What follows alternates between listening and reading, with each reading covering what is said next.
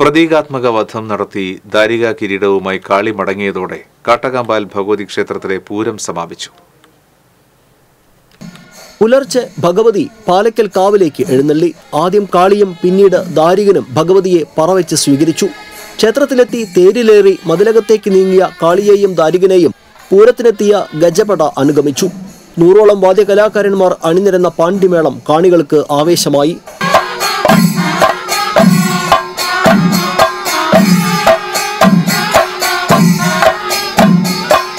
തേരിലേറി യുദ്ധാരംഭത്തിനായി കാളി വാക്പോരിന് തുടക്കമിട്ടു. ദാരികനും അനുചരന്മാരും വാക്പോരിൽ പങ്കെടുത്തതോടെ ക്ഷേത്ര പരിസരം യുദ്ധഭൂമിയായി. കുപിതയായ കാളിയെ കണ്ട് അനുചരന്മാർ ഓടിയൊളിച്ചതോടെ പിന്നീട് കാളിയും ദാരികനും നേരിട്ട് വാക്പോര് തുടങ്ങി.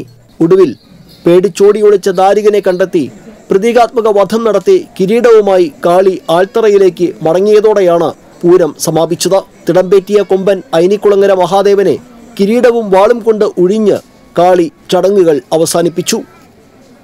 TCV കുന്നംകുളം.